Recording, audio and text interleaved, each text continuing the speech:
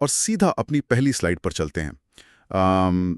Slide 1 जो हमारी screen पर है, उसका शीर्षक है अंतरिक्ष विज्ञान एक संपूर्ण विश्लेषण। और यहाँ जो 3D विजुअल है वो ब्रह्मांड की विशालता को दिखाता है। जब हम ब्रह्मांड को विजुअल्स के साथ देखते हैं ना, तो हमारी समझ का दायरा बहुत बड़ा हो जाता है। ये मास्टर क्लास हर उस जिज्ञासु के लिए है जो आसमान की तरफ देखकर सोचता है कि आखिर वहां ऊपर है क्या। एग्जैक्टली। और इसी सवाल का जवाब ढूंढने के लिए हम आगे बढ़ते हैं।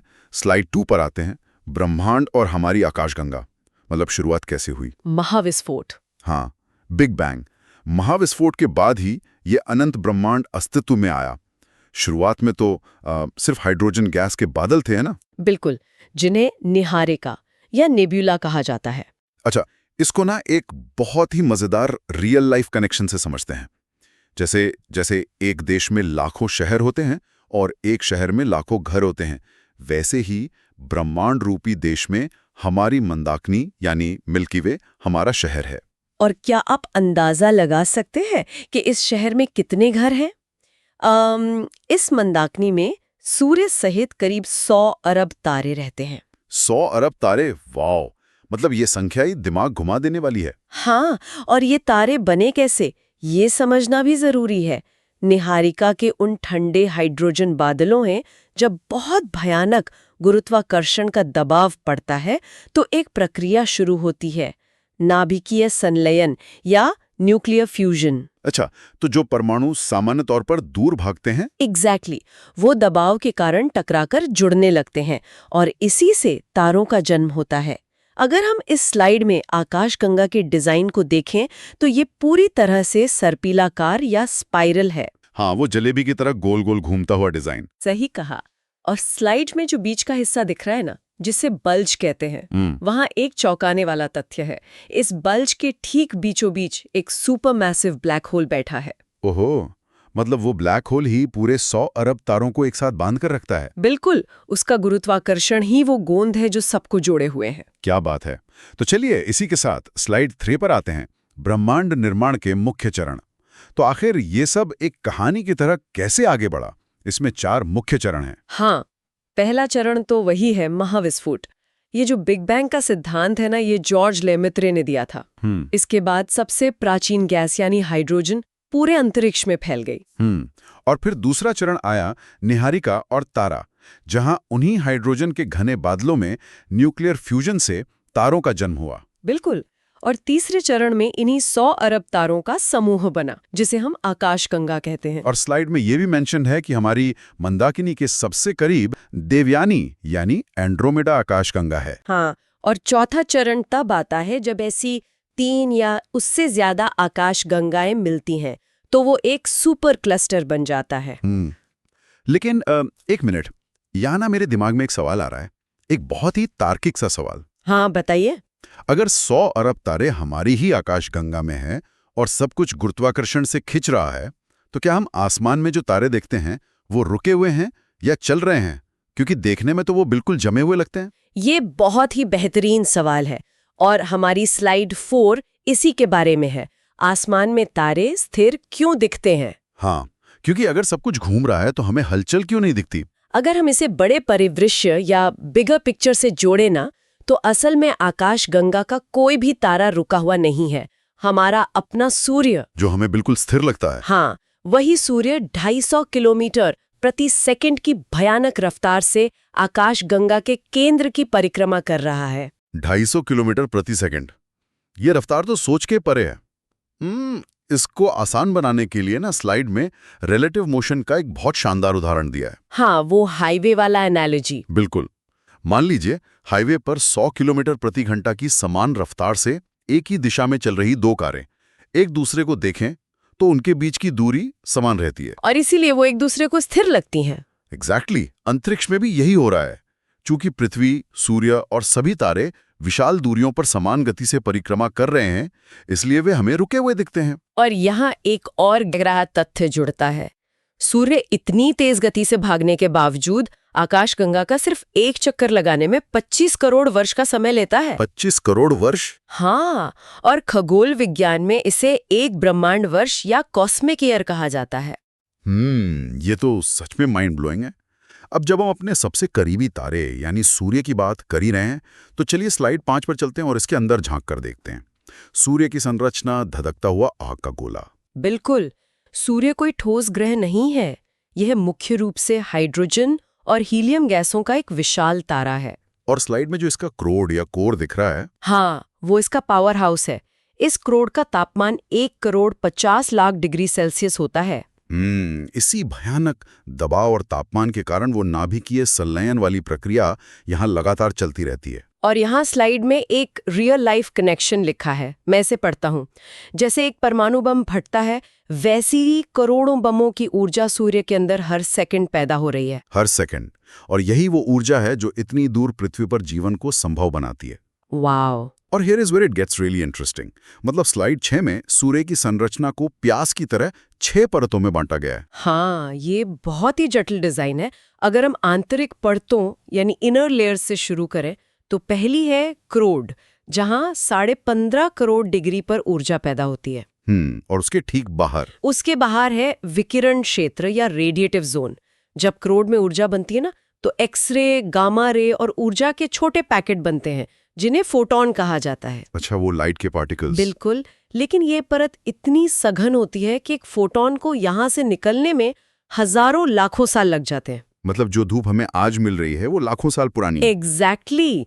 और फिर तीसरी परत आती है संवहन क्षेत्र या कन्वेक्टिव जोन।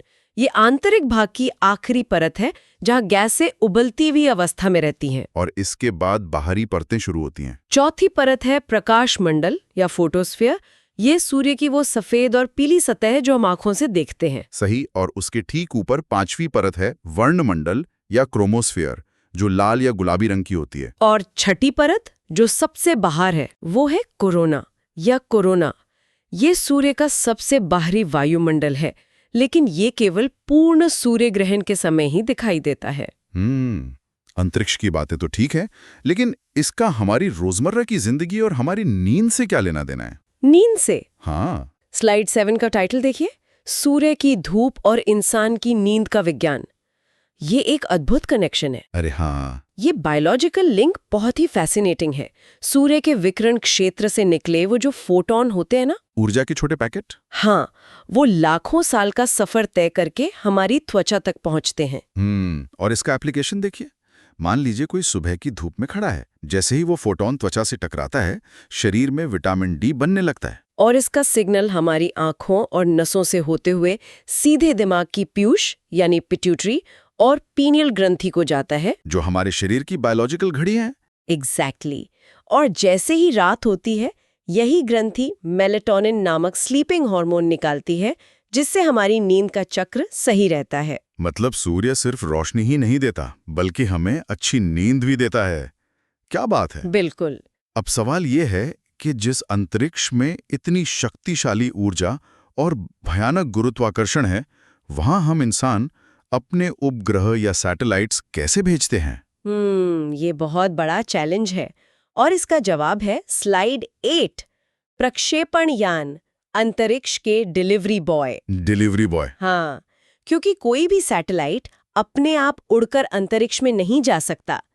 पृथ्वी की ग्रेविटी को चीरने के लिए बहुत शक्तिशाली वाहन चाहिए। और इसके पीछे आइजैक न्यूटन का तीसरा नियम काम करता है ना? हाँ। क्रिया प्रतिक्रिया या एक्शन रिएक्शन। बिल्कुल। रॉकेट नीचे की तरफ भयानक आग और गैस छोड़ता है, और उसकी प्रतिक्रिया उसे ऊपर धकेलती है। असली उपग्रह तो रॉकेट के सबसे ऊपरी हिस्से में होता है, जिसे पेलोड कहते हैं। अच्छा, स्लाइड में अमेज़न डिलीवरी ट्रक का बहुत ही सटीक रियल लाइफ कनेक्शन दिया है। हाँ, वो कैसे? जैसे डिलीवरी बॉय आपका पार्सल घर छोड़ के वापस आ जाता है, वैसे ही रॉकेट एक सैटेलाइट रूपी पार्सल को अंतरिक्ष की कक्षा में छोड़ने का काम करता है। एग्जैक्टली। और अगर हम भारत के अपने डिलीवरी बॉयज की बात करें, तो स्लाइड 9 में इसरो के प्रक्षेपण यानों का विकास दिखाया गया है। Evolution of rockets. हाँ, ये टाइमलाइन बहुत ही गर्व करने वाली है। शुरुआत हुई थी 1980 के SLV से, जिसने सिर्फ 40 किलो के रोहिणी उपग्रह को भेजा था, और उसमें सिर्फ ठोस ईंधन था। फिर ASLV आया, जिसकी क्षमता 150 किलो थी। लेकिन इसरो की किस्मत जिस रॉकेट ने बदली, वो था PSLV 1993 में। जिसे इसरो का सबसे सफल और भरोसेमंद रॉकेट कहा जाता है। बिल्कुल, इसका वजन 295 टन और क्षमता 1600 किलो है और इसमें ठोस और तरल दोनों तरह के ईंधन का इस्तेमाल होता है। हमारे ऐतिहासिक चंद्रयान-1 और मंगलयान इसी से भेजे गए थे।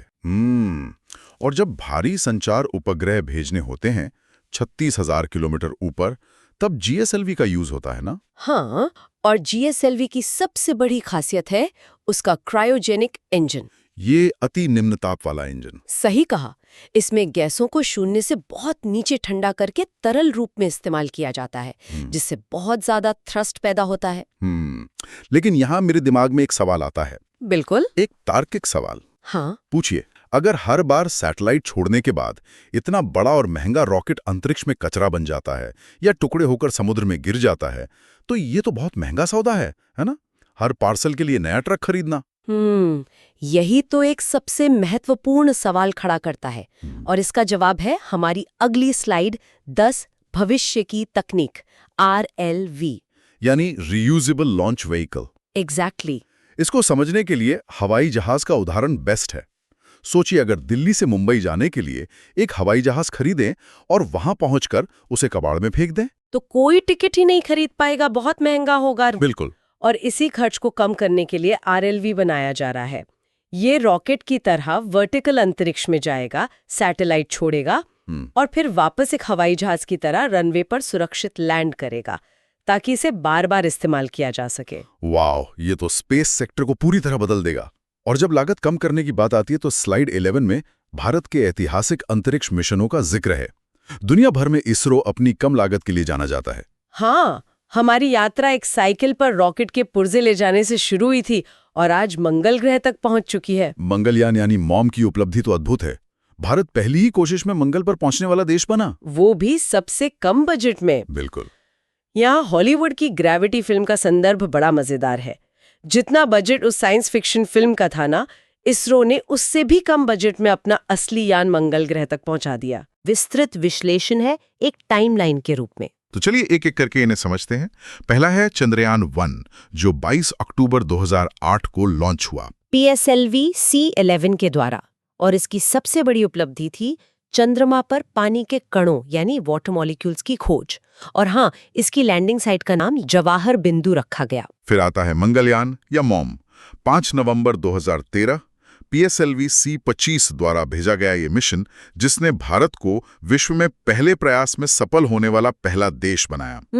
और फिर 22 जुलाई 2019 को आया चंद्रयान-2। ये थोड़ा भावुक कर देने वाला पल था। हाँ, इसमें ऑर्बिटर, विक्रम लैंडर और प्रज्ञान रोवर थे, लेकिन चंद्रमा की सतह पर सॉफ्ट लैंडिंग से मात्र 2 किलोमीटर पहले संपर्क टूट गया और वो क्रैश हो गया। और उस क्रैश साइट का नाम तिरंगा रखा गया है।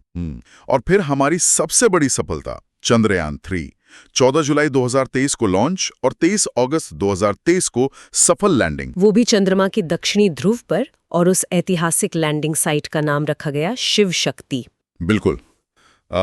लेकिन स्लाइड 13 पर आते हुए मैं यहाँ एक बहुत ही मानवीय कॉन्टेक्स्ट जोड़ना चाहता हूँ।